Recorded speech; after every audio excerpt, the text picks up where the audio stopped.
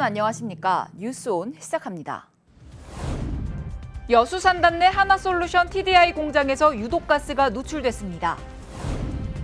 박민식 국가보훈처장이 5.18 보상법과 민주유공자법에 대해 적극 검토하겠다고 밝혔습니다.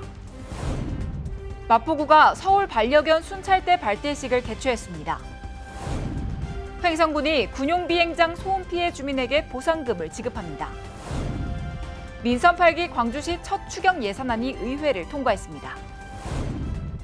맹독성 가스인 포스겐을 취급하는 여수산단 내 한화솔루션 TDI 공장에서 유독가스가 누출됐습니다. 하지만 소방이나 환경당국에 신고를 하지 않고 사고를 은폐하려 했던 것으로 확인됐습니다. 여수산단 한화솔루션 TDI에서 유독가스가 누출된 건 31일 오전 6시 51분. 갑작스러운 정전으로 공장 가동이 중단되면서 유독가스 소량이 누출됐습니다. 바로 옆 대기업 공장도 유독가스를 감지하고 대피령을 내렸습니다. 그 수치가 떨어져야지만 비상해제를 하는데 아침 7시 15분까지 해가지고 수치가 아직까지 높아가지고. 사고도 문제지만 더욱 큰 문제는 한화솔루션 TDI가 유독가스 누출 사고를 은폐하려 했다는 점입니다. 관련 법령에 따라 신고 의무가 있는 소방과 환경당국에 사고를 알리지 않고 자체 수습에만 나섰던 것으로 확인됐습니다. 특히 가스 누출 여부를 묻는 바로 옆 대기업에게는 공정에 이상이 없다고 거짓말까지 했습니다. 이 일로 말미암아 인명피해라든가 재산상의 피해가 이상이 없다, 이런 취지로 제가 말씀을 드린 거거든요. 유독가스 종류를 두고는 맹독성인 포스겐 가능성을 언급했다가 갑자기 염화수소와 폐가스로 말을 바꾸면서 논란을 더욱 키우고 있습니다. 포스겐 가스가 들어갈 수 있는지 없는지는 이제 가스안전공사에서 정밀 조사를 하고 이제 그 결과에 따라서 인체에 치명적인 독성가스를 취급하는 여수산단 대기업이 버젓이 사고 은폐를 시도하면서 환경당국의 철저한 조사가 필요하다는 지적입니다. 박민식 국가보훈처장이 국립 5.18 민주묘지를 찾아 참배하고 5.18 단체장들을 만나 5.18 보상법과 민주유공자법에 대해 적극 검토하겠다는 입장을 밝혔습니다. 반쪽짜리 법에 그친 5.18 보상법이 실효성을 갖추고 민주유공자법이 형평성을 갖게 될지 관심이 모이고 있습니다. 지난해 6월 보상 대상자를 확대하기 위해 법을 개정하는 과정에서 보상 신청 기간을 수정하지 않아 반쪽짜리법에 그친 5.18 보상법. 국립 5.18 민주묘지를 참배한 박민식 국가보훈처장은 개정된 보상법 조항 오류로 보상 신청을 못하고 있는 해직 언론인 등 보상 대상자를 도울 수 있는 방안을 찾겠다고 강조했습니다. 5.18 민주유공자 등급에 따른 예우와 보상 격차를 줄일 수 있는 방안을 검토하겠다고 밝혔습니다. 광주는 다시 한번 꼭 그 전에 가서 국가보훈처장으로서 제 마음을 좀 되새기는 그런 계기를 삼아야 되겠다, 이렇게 해서 뜻깊게 생각을 하고. 국가보훈처장으로는 처음으로 5월 어머니집을 방문해 배식 봉사를 진행하며 5.18에 대한 보수 정부의 달라진 기조를 보이기도 했습니다. 오래 사니까 이런 행복도 느끼고 여기를 이렇게 방문해 줄 때 우리가 정말 우리가 이런 시간도 있고 이런 날이 있다는 것을 볼 때 너무 마음이 떨리고 또 감사하고 안 잊고 우리들을 찾아줄 때 5.18 보상법과 5.18 민주유공자법에 대한 국가보훈처의 관심이 5.18 유공자에 대한 폭넓은 예우와 보상으로 이어질지 주목됩니다. 수도권 소식입니다. 마포구에서 서울 반려견 순찰대가 새 출발을 알렸습니다. 반려견 순찰대는 반려견과 산책하면서 마포구 곳곳의 위험 요소를 확인하고 위험 요소 발생 시 즉시 112에 신고하는 역할을 합니다. 지난 27일 마포구청에서 서울 반려견 순찰대 발대식을 개최했습니다. 서울 반려견 순찰대 마포구 선발 순찰대는 반려견과 일상적인 산책 활동을 하면서 마포구의 위험 및 불편 요소를 확인해 112 혹은 다산 콜센터로 신고하는 역할을 합니다. 서울자치경찰위원회와 사단법인 유기견 없는 도시가 주최한 발대식은 마포구 선발순찰대 45명과 관계기관 종사자 15명 등 총 60여 명이 참석했습니다. 이날 행사에는 박강수 마포구청장이 참석해 첫 출발을 축하했고 순찰대 시범 영상을 시청하고 순찰 요령 및 신고 요령에 대한 교육이 진행됐습니다. 서울 반려견 순찰대는 참여자들의 의견을 반영하는 동시에 자치경찰제의 안정적 정착과 공동체 치안 형성에 도움을 줄 것으로 보입니다. 옛 마포구에 있던 밤섬은 그 모양이 밤처럼 생겼다 해서 붙여진 이름입니다. 1968년 한강 개발과 여의도 건설로 폭파돼 당시 많은 주민들이 정착지를 옮긴 아픔이 있는데요. 이에 마포구는 이 밤섬의 실향민들을 위한 실향민 고향 방문 행사를 진행했습니다. 마포구가 밤섬 옛 주민들의 향수를 달래기 위한 밤섬 실향민 고향 방문 행사를 27일 진행했습니다. 마포문화원의 주최로 진행된 이번 행사는 민족 최대 명절인 추석을 앞두고 코로나19 이후 3년 만에 개최됐습니다. 이 추석 15일 전에 매년 행사를 그렇게 했어요. 그러니까 매년 추석 전에 행사를 합니다. 우리가 코로나 때문에 3년 동안 못 왔으니까 내년부터는 매년 올 거예요. 그리고 이 행사를 이제 뭐 문화원하고 구청에서 주관해서 해주니까 저희들은 고맙죠. 우리 동네 사람끼리만 한다는 건 좀 힘들고 그래도 이렇게 베풀어주는 분들이 있어가지고 고맙다고 생각하고 있습니다. 좀 더 활성화됐으면 좋겠습니다. 마포 지역의 이 축제가 됐으면 좋겠습니다. 이번 행사에는 실향민 30여 명을 포함해 총 70여 명이 밤섬에 올라 귀향제를 지냈습니다. 정월에는 초 이튿날 창천동 지점에서 10여 살이 문안살이 앵매기 방패명이 정성하시고 가을이 되면 중추맞이 겸 고향에 이렇게 실향민들이 오셔서 붉은 화상 대령하고 음성 다령하고 춘추를 이렇게 하시던 걸 코로나19 때문에 못했었어요. 3년간. 그러다 오늘 이제 처음 이렇게 하신 거예요. 밤섬에서 거주했던 주민들은 행사에 참여하며 아쉬움과 기쁨을 함께 느꼈습니다. 1년에 한 번씩 이렇게 같이 산 저기를 만났어야 되는데 많이 못 만나고 지금 올해 많이 돌아가시고 아쉬운 게 진짜 많죠. 예, 그래도 매년 이렇게 이런 기회가 1년에 한 번씩 여기 들어올 수 있는 기회가 있어서 정말 행복하고 앞으로 내가 얼마나 여기를 올지는 모르지만 이런 행사 있을 때마다 건강에 허락하면 오고 싶습니다. 박강수 마포구청장은 밤섬 실향민들이 이번 행사를 통해 옛일을 추억하면서 고향이 주는 따뜻함을 가질 수 있길 바란다며 현장에 함께했습니다. 계속해서 광역시 소식입니다. 대전시가 시가 보유하고 있는 홍보 매체를 무료로 이용할 광고주를 모집합니다.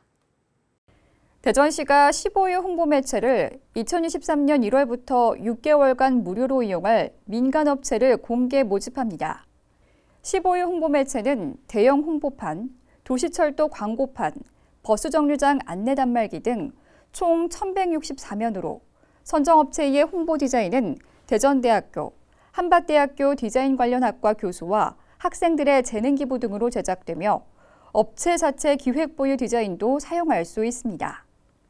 선정 대상은 대전 지역의 본점 또는 주된 사무소를 두고 있는 비영리 법인이나 단체, 소기업, 법령에서 행정적, 재정적 지원 대상으로 규정하고 있는 법인으로 참여를 희망하는 업체는 시 홈페이지에서 응모 서식을 내려받아 오는 9월 16일까지 이메일 또는 등기 우편으로 제출하면 됩니다. 한편 홍보 매체 시민 이용 사업은 민간 업체의 홍보 부담을 덜어주기 위해 소기업, 비영리 법인 등의 시가 보유한 홍보 매체 일부를 개방하는 사업입니다. 민선 8기 출범 이후 처음으로 대전, 세종, 충북, 충남, 충청권 4개 시도지사가 충청권의 미래를 논의하기 위해 한자리에 모였습니다. 지난 8월 29일 세종지방자치회관에서 이장우 대전시장을 비롯해 최민우 세종시장, 김영환 충북지사, 김태흠 충남지사가 참석한 가운데 제31회 충청권 행정협의회가 개최됐습니다. 이날 행정협의회는 충청권 공동영역 한 건에 대한 최종 보고와 공통안건 3건에 대한 논의로 진행됐습니다. 먼저 이 자리에서 4개 시도지사들은 충청권 특별지방자치단체 운영 및 설립 방안 용역을 통해 도출한 방안을 충청권에 단계적으로 적용하고 내실 운영할 수 있도록 지속 협력하기로 했습니다. 또한 충청권 특별지자체 설립을 위한 합동추진단 구성, 행복도시권 통합환승요금체계 시스템 구축, 국가철도망 계획 조기 추진 및 충청권 동서축 철도망 구축 등 공통한 건 3가지를 향후 충청권 공통사업으로 대응 추진하기로 뜻을 모았습니다.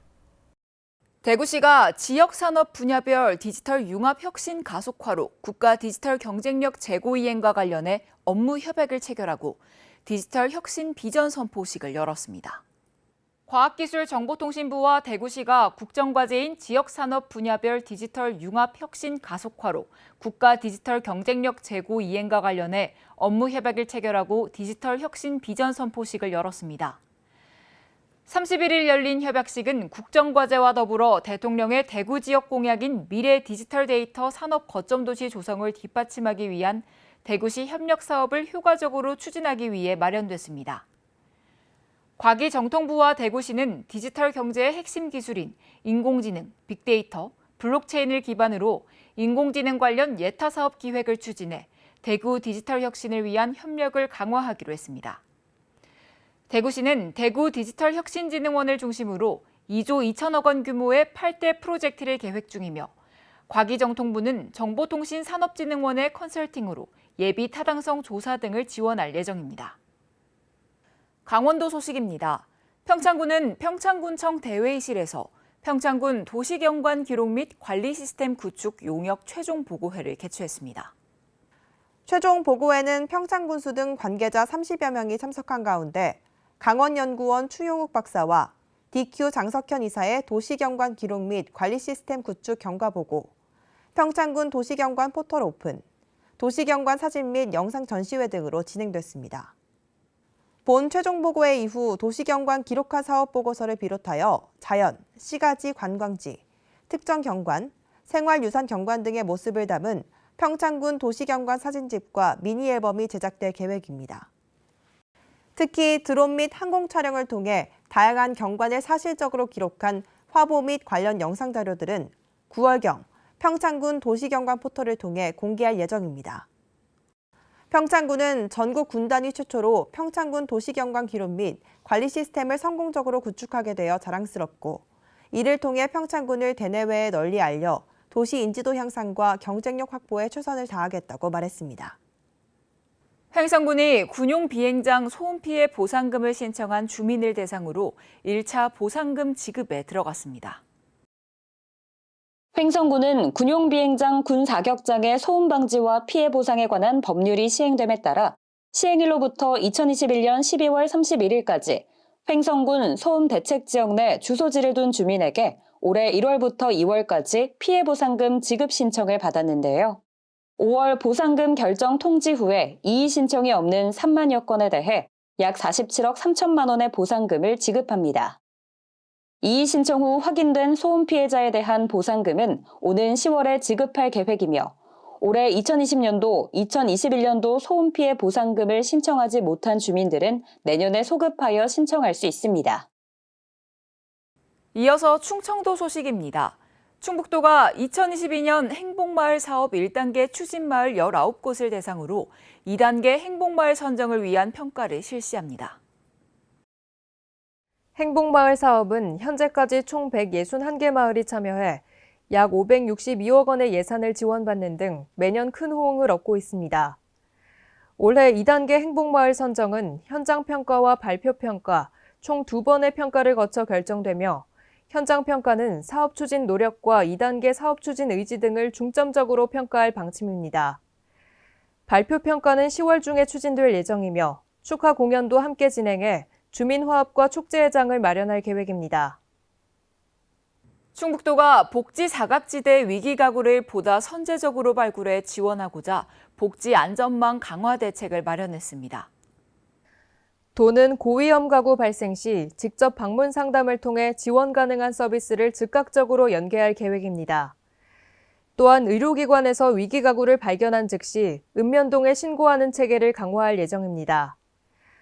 아울러 지역의 인적 안전망을 재정비하고 민관 협력을 통해 행정체계에서 놓칠 수 있는 위기 가구까지 세심하게 발굴할 계획입니다. 경상도 소식입니다. 포항 북구청이 새로운 모습으로 업무를 개시해 시민들의 곁을 찾은 지도 어느덧 2달여가 흘렀습니다. 포항시는 지난 25일 북구청 신청사 개청식을 가지고 시민과 함께하는 더 큰 포항 실현을 다시 한번 다짐했습니다. 25일 포항시 북구청 신청사 개청식이 열렸습니다. 이날 개청식은 도시숲과 문화행정이 어우러진 시민 행복공간인 북구청사 개청을 축하하기 위해 열렸으며 기념식과 함께 각종 공연이 펼쳐졌습니다. 이번에 건립된 북구청 신청사는 포항 구도심 재생의 신호탄으로 시민들이 청사 내 문화예술 팩토리에서 다양한 문화생활을 누리도록 하고 부진의 도시숲을 통해 자연 친화적 휴식 공간을 제공하며 복합 행정 문화 거점 공간으로서 역할을 합니다. 또 신청사 옆에 건립 중인 포항 중앙행복주택은 저렴한 임대료로 청년, 신혼부부 등의 안정적인 주거 생활을 도울 예정입니다.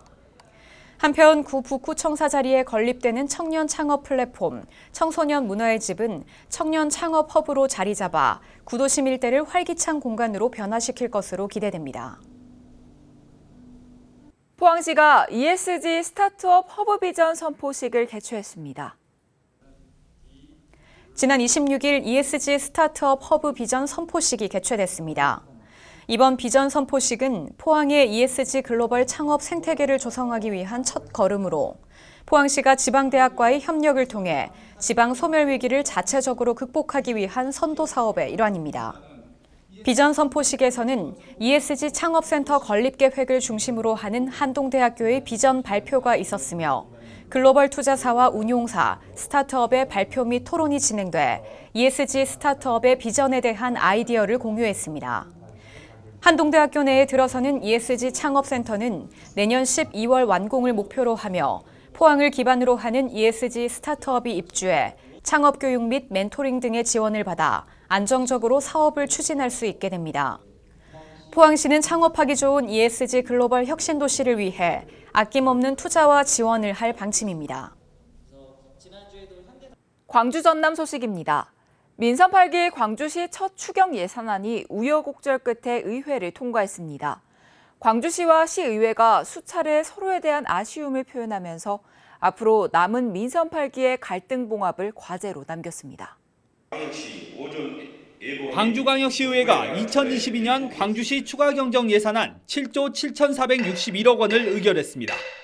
세입 분야에서 소폭 증액되기도 했지만 공약 사업이 대거 포함된 세출 예산 32억 2,500만 원이 삭감됐습니다. 대표적으로 강기정 광주시장이 계획한 수소 트램 설치 용역 예산 1억 원이 삭감됐습니다. 또 미취업 청년들의 진로와 적성을 찾기 위한 청년 갭이어 예산 2천만 원도 의회 벽을 넘지 못했습니다. 강기정 시장은 공약 사업 예산 삭감에 대해 강한 어조로 우려를 나타냈습니다. 트램 예산과 갭이어 예산은 저로 보면 매우 안타까운 저 왼팔이 잘려나가는 느낌의 예산. 이후 시의회 증액 예산을 둘러싸고 강 시장과 시의회 사이에 진실 공방이 벌어지기도 했습니다. 추경을 처리하고 나서도 시의회에서는 광주시의 불통에 대해 아쉬움을 내놨습니다. 사업 내용에 대한 공유가 있었더라면 훨씬 더 일 처리하는 데 있어서 순조롭지 않았을까라는 그런 아쉬움이 좀 있습니다. 광주시장과 시의원 23명 중 22명은 민주당 소속입니다. 고흥과 여수 해역에서 발생한 적조가 주의보에서 경보로 격상된 가운데 양식어장 근처까지 빠르게 확산되고 있습니다. 방역당국과 어민들은 황토 살포에 나서는 등 피해를 막기 위해 안간힘을 쓰고 있습니다. 누런 황토물이 성벽을 쌓는 듯 바다로 흘러들어갑니다. 고흥과 여수 해역에서 발생한 적조가 빠르게 확산되면서 황토 살포가 시작됐습니다. 어선 7척이 동원돼 적조가 유입되는 지점 3곳에서 살포 작업이 집중됐습니다.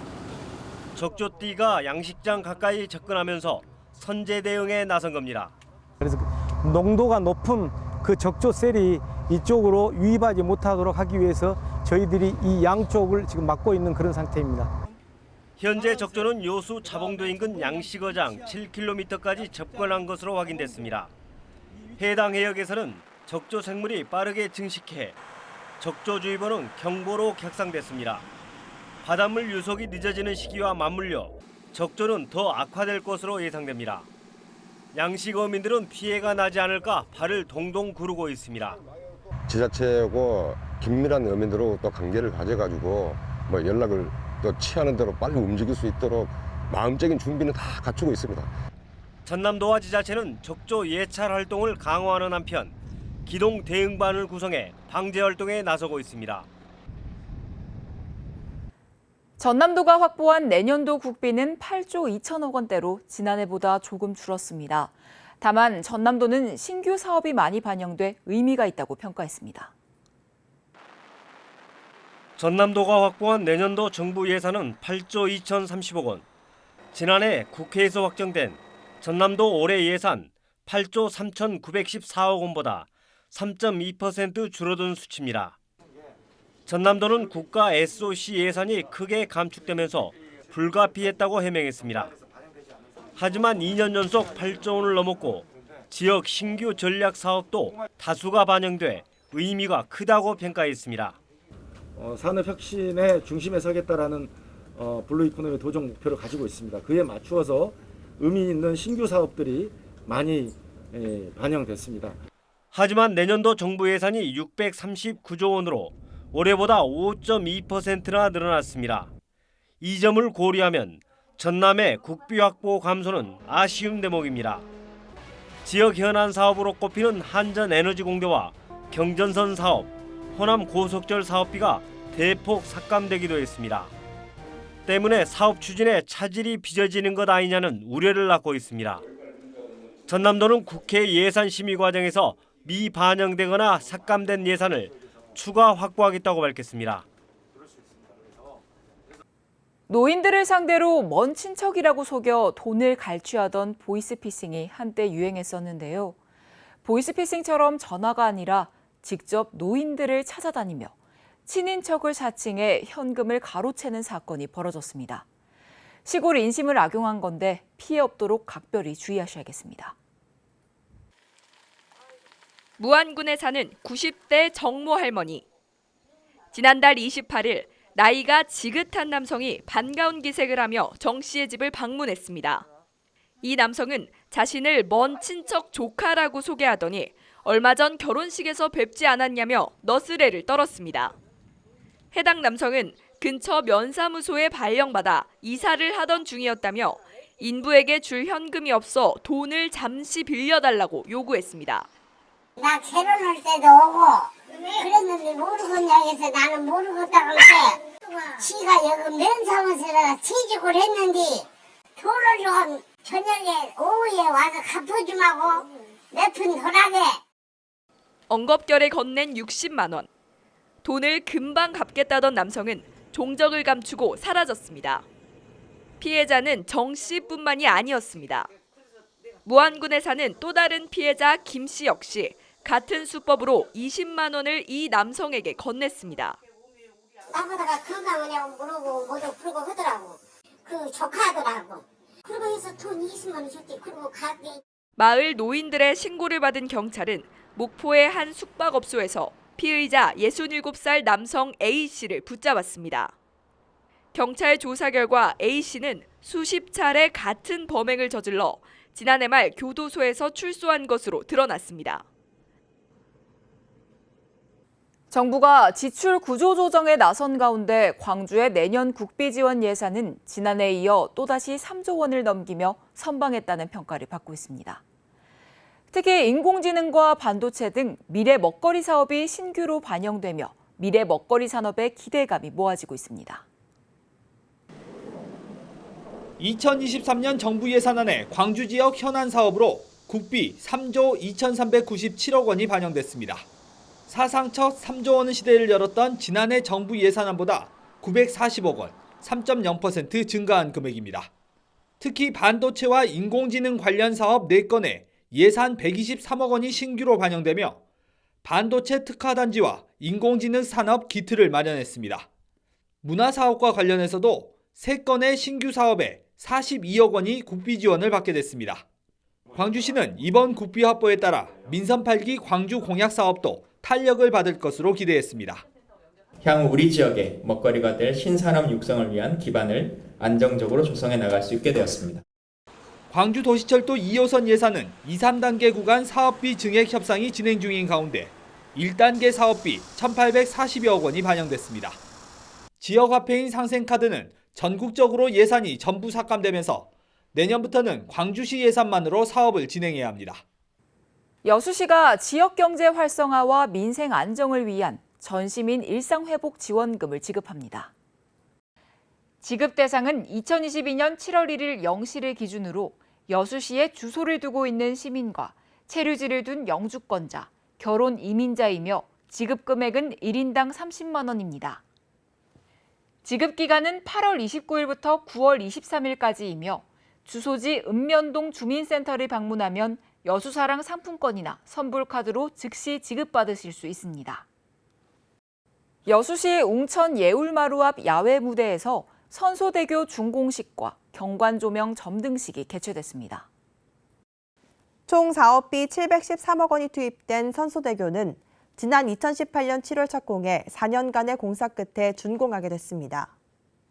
이와 함께 선소대교 경관조명 점등식도 개최됐으며 경관조명은 물과 빛의 낭만 밤바다를 주제로 사계절을 나타내는 녹색, 청색, 주황색, 적색의 조명이 바닷물과 어울려 파노라마식으로 연출돼 여수시의 새로운 랜드마크가 될 것으로 기대를 모으고 있습니다.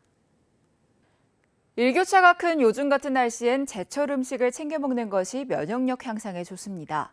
고등어가 가을 제철 생선이며 배나 은행도 기침 완화에 도움이 되는 제철 음식인데요. 오곡백과가 무르익는 계절인 만큼 영양소가 충분한 음식을 통해 건강한 가을 보내시기 바랍니다. 이상 뉴스 마칩니다. 함께해 주신 여러분 고맙습니다.